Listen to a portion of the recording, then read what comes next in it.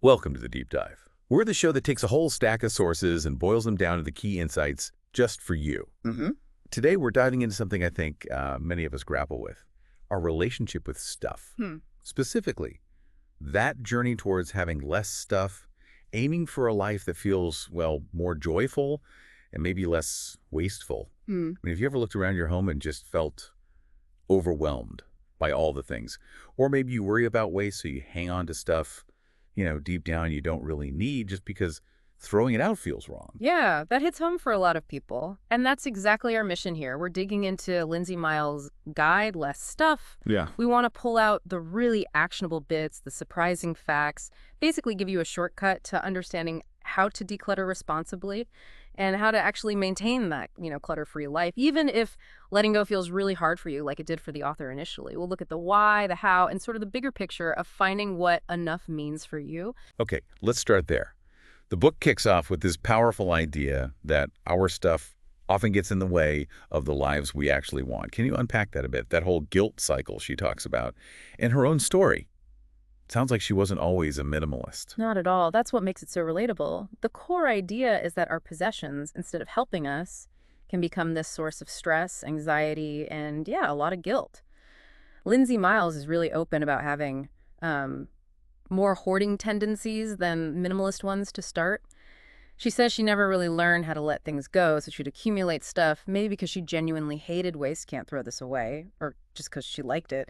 But that blurred the important question, was it actually useful to her? She talks about having a wardrobe just jammed with clothes, making her feel guilty every time she opened it. But, and this is the kicker, she still felt like she had nothing to wear, which of course just made her want to buy more things. That classic cycle, so frustrating. Yeah. What snapped her out of it? What was the turning point? It was a move, actually. She moved to Australia, deliberately chose a small apartment, and pretty quickly it started filling up. Her first thought was, okay, maybe I need a bigger place, for storage. But then it clicked. She had this realization. I didn't need more storage. I needed less stuff. That clarity, that single thought, that's what really started her whole journey. Right. And once you start down that path, you bump into these concepts. Zero waste and minimalism. On the surface, they can seem almost like opposites, can't they? One's about keeping things, the other about getting rid of them. How does the book handle that? Yeah, it seems contradictory, but what's really interesting is how the book shows they actually come from the same place.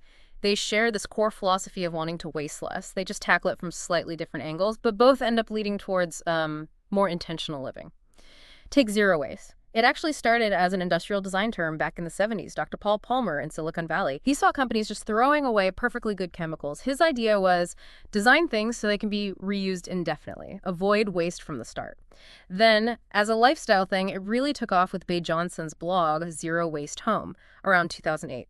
For individuals, the focus is often on those 6 R's. Have you heard of those? Vaguely. Remind me. Sure. It's refuse saying no upfront.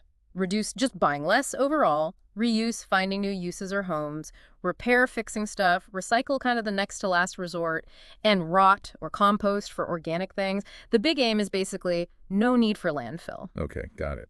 And minimalism then, how's that defined in the book? Minimalism is framed more as a deliberate choice to let go of the excess stuff. It's about shifting your focus away from possessions and towards what really brings joy and meaning. Things like, experiences, connections, and people. It's definitely not about rigid rules like you have to own under 100 items or have white walls everywhere. The book calls it simply a journey to enough. It's personal. You figure out what enough looks like for you. And context-wise, it kind of grew as a response to that huge boom in consumerism after the 1960s, because all that buying didn't actually make people happier. Some studies suggest happiness levels peaked around then. Instead, we ended up feeling stressed, short on time, like our stuff is starting to own us, really. So putting it together, can you actually be a zero-waste minimalist? Or do you have to choose? The book's very clear. You absolutely can be both, or neither. The main point isn't the label. It's about finding your balance, your version of enough. It's about making conscious choices that feel right for you and your values, not chasing some perfect ideal. Just doing the best you can. That makes sense. Now, beyond the personal benefits like less stress, the book argues that decluttering is actually good for the planet. That's a really interesting angle. It's a huge point, yeah. When you declutter responsibly, meaning you find new homes for things, you're essentially putting existing resources back into circulation. This reduces the need to extract new raw materials, manufacture new products, ship them around the world. all that has a massive footprint. We're currently using resources way faster than the Earth can replenish them. You've heard of Earth Overshoot Day. I have, yeah. The day we've used up our budget for the year. Exactly. The Global Footprint Network calculates it. The book cites a figure from 2018. If everyone lived like Americans or Australians, we'd need 4 planets. So letting go of stuff you don't use isn't wasteful. It's giving those resources a chance to be used by someone else. Which flips that common guilt on its head. The book says, if an item isn't used, it is already going to waste. Wow. Precisely. It's a powerful reframe, and it encourages what the book calls mindful consumption. Decluttering becomes this learning process. You start thinking, why did I buy this? Why am I getting rid of it now? But the real game changer is shifting that thinking earlier, asking before you buy. Is it repairable? Could someone else use it after me? Is it recyclable? Thinking about the end of life at the beginning. That's how you make better choices long term. But, okay, knowing all that intellectually is one thing. Yeah. Actually letting go, that can be really hard emotionally, can't it? Oh, absolutely. It's rarely just a logical decision. The book breaks down some common reasons we resist. First, there's regret for the past, guilt, holding on to unwanted gifts because you feel bad, or things you bought but regret. The advice is to reframe it. There was a lesson in there to be learned.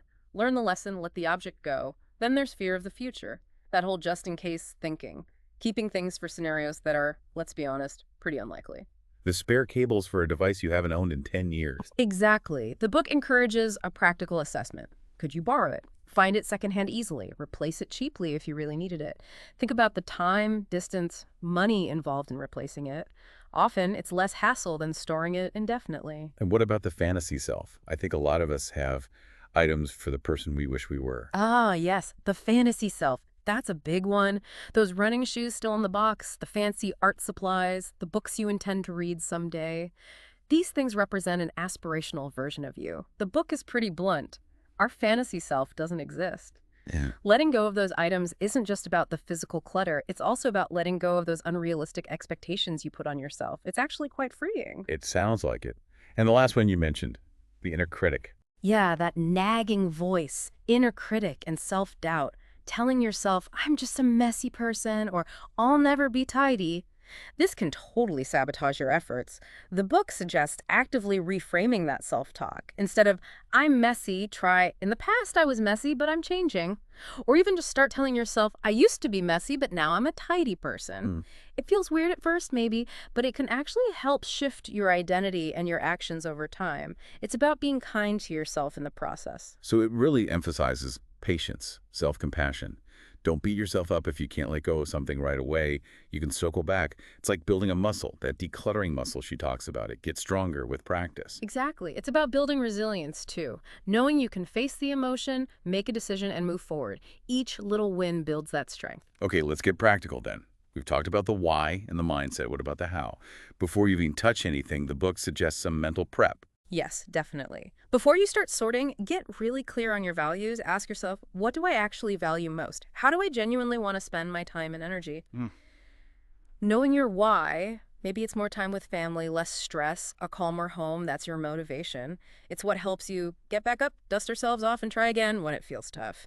It connects the decluttering work to your bigger life goals. Makes sense. So once you have your why, how do you physically start? Room by room.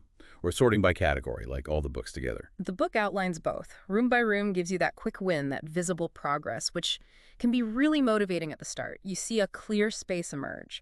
But category by category, like gathering every single mug you own from all over the house, can be more thorough.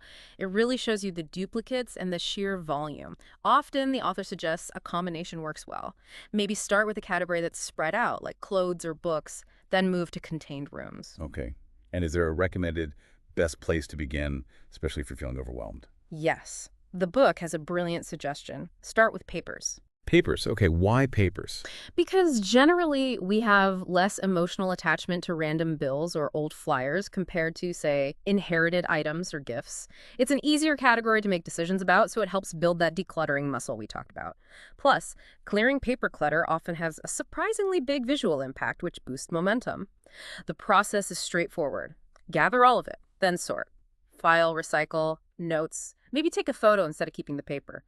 Minimize ruthlessly. Then organize what's left. Quick win builds confidence. I like that. Low stakes, high reward initially. Okay, so you're sorting.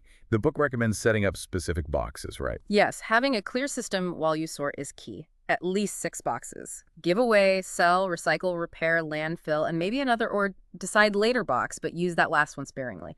And a practical tip, use actual boxes, not flimsy plastic bags. They hold their shape, stack better, and are often reusable or recyclable themselves. Oh, and crucially, anything going in the giveaway or sell box needs to be clean and in good condition. Right, that avoids wish cycling. Exactly. Donating junk just puts the burden and cost of disposal onto charities. Give things that someone else can genuinely use and value. Okay, so you've done the hard work, sorted your items, you've got these boxes. Give away, sell, repair. Now what? How do you get rid of them responsibly? Right. This is the crucial next phase. The absolute best outcome is reuse, getting the item into the hands of someone who will use it again. Selling is one option, especially if things have some monetary value or are a bit unusual. Think platforms like eBay, maybe Craigslist or Gumtree, depending where you are. Etsy for crafty vintage. Facebook Marketplace is huge now. Quick tip for valuing. Use eBay's sold items filter. It shows you what things actually sold for, not just what people are asking. And for listings, clear, searchable titles, be honest about condition, lots of good photos, and figure out postage before you list. Good tips. What about donating? Donating is fantastic. Charity shops are the obvious one, but again, quality is key. Don't dump your problems on them. But think broader, too. Community gardens might need tools, craft clubs need supplies, schools or local theater groups often need specific things. And look into hyperlocal options like the Buy Nothing Project or Free Cycle. These connect you directly with neighbors who need exactly what you have. It's amazing for ensuring things get used nearby. Okay, reuse first. What comes next in the hierarchy? Repair. Can it be fixed? Maybe you can do it yourself. Websites like ifixit.com have guides for tons of things. Or look for local repair professionals, or even community things like repair cafes or restart project events where volunteers help fix things. The book really champions this, calling repair the ultimate in letting go responsibly because it extends the item's life so much. And after repair? Then comes recycling. It's better than landfill, absolutely, but it still uses a lot of resources, collection, sorting, processing. Sometimes making new things from recycled materials is energy intensive, so it's not the first go-to. Know your local system. What goes in curbside recycling? Are there special drop-offs for electronics, batteries, textiles? Some supermarkets or retailers have take-back programs. Even some charity shops recycle textiles that aren't sellable. And the final option? Landfill. Landfill. It's the last resort. Sometimes things are just broken beyond repair, contaminated, or simply not recyclable. But don't just see it as failure. The book frames it as a learning opportunity. It quotes someone saying, "Waste is a design flaw. Something ends up in the bin, let it teach you. Maybe next time, choose a more durable version, or buy from a brand that thinks about end of life. Use it to inform future buying." That makes sense. Okay, so you've done the big declutter, feels great. But how do you stop it all from creeping back in? How do you maintain the calm? Maintenance. Yeah, the book's pretty direct. Homes don't tidy themselves, unfortunately. The key principle is little and often. Don't let things pile up until it's overwhelming. Put the dish straight in the dishwasher, deal with mail as it comes in, run laundry before the basket explodes. And keep your organizing system simple. If it's complicated, says the book, it just means extra work, and you're less likely to stick with it. Especially true if you share your home. Right. And on shared spaces, the book had a point that probably resonates with many. Nagging doesn't work. Yes. Often you have to accept that people have different tolerance levels for mess. You might have to either do more of the tidying yourself if it bothers you most, or consciously decide to raise your own tolerance level a bit. It's a tricky balance. True. What about mindfulness? How does that help with keeping things tidy? Mindfulness is presented as a really helpful tool here. It's about being present with the task, whether it's tidying or just noticing the state of your home without judgment. Notice the mess, acknowledge it, deal with it calmly. And it connects back to that self-talk. Instead of, ugh, this place is always messy, I'm so messy, reframe. Okay, time to tidy up, I'm creating a calm space. Or even practice that, I used to be messy, now I'm tidy, affirmation. It's also about cultivating gratitude for your home and the things you do keep, shifting the feeling from burden to appreciation. So this whole process, this deep dive, Yeah. it's not just about clearing out the past, is it? It's really setting you up to make different choices going forward. Exactly. That's the sustainable part. The book talks about guarding the front door, being really conscious about what you allow into your home in the first place. Before you buy anything, run it through those key questions. Do I really need this? Will I actually use it? Is it worth the money, the space, the upkeep? Is it well made? That pause, that intentionality prevents a lot of future clutter right there. And there's this fascinating psychological trap the book warns us about, related to new purchases. The Diderot effect. Ah, yes, the Diderot effect. It's Yeah. really insightful. It describes this phenomenon where getting one new, often shiny thing makes everything else you own suddenly look old or shabby by comparison. This can trigger a spiral of wanting to upgrade everything else to match the new item.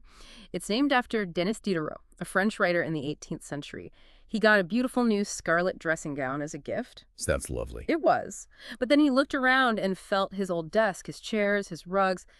They just didn't live up to the gown, so he replaced them all, ended up in debt. And he famously wrote later, "I was the absolute master of my old robe. I have become the slave of the new one." It perfectly captures that trap. Wow. Okay, so how do we avoid becoming slaves to our new dressing gowns, metaphorically speaking? Well, one practical tip the book offers is leaning towards buying secondhand. Pre-owned things often don't have the same shine as brand new items. So they're less likely to trigger that must upgrade everything else feeling. They integrate more easily with what you already have. But on a deeper level, it's about recognizing that impulse when it arises, questioning that desire for everything to be perfect or matching, choosing contentment instead of constant upgrading. Which ties into tuning out the noise, right? Yeah. The book mentions we see something like 5,000 ads a day. Yeah, an overwhelming number. And almost all of them are trying to link happiness with buying stuff. This is despite study after study showing that materialism tends to decrease well-being, while things like relationships, experiences, time, and nature actually increase it. So the book suggests practical ways to unplug, use ad blockers online, unsubscribe from all those tempting shop emails, consciously don't browse online or in stores just for fun, maybe even try a week without TV just to see how it affects your desires. It can be quite revealing. That's a challenge.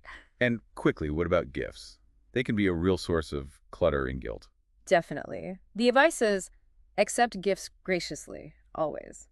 But if it's something you genuinely don't love or won't use, it's okay to let it go, immediately even. The book stresses the meaning of a gift is in the giving, not the keeping of the item in perpetuity. The connection was made when the gift was given, and this applies to hand-me-downs too. It's okay to politely but firmly decline things people are trying to offload onto you. You don't have to take on their unwanted stuff. It really all circles back to learning from our past habits, understanding these psychological pulls like the Diderot effect, and consciously choosing better going forward, supporting businesses that align with that too. Exactly. It's about taking all these lessons from the decluttering process itself, from understanding why you bought things and using them to make different, more conscious decisions from now on. It's not just about tidying up. It's, as the book says, a chance to begin a new chapter of your life or a new journey with a clearer sense of what really matters. Okay, so we've journeyed from feeling overwhelmed by stuff and caught in guilt cycles through understanding the philosophies of zero waste and minimalism and the deep reasons personal and planetary for decluttering. We looked at overcoming those emotional hurdles, the practical steps of sorting and setting up systems, and crucially, how to let go responsibly through reuse, repair, recycling, and learning from landfill. Then, maintaining that calm with mindful habits, guarding the front door of your home, and resisting traps like the Diderot effect and advertising overload. It sounds like you've learned how to define your enough. So the final thought to leave you with is, what will you create in the space you've just made?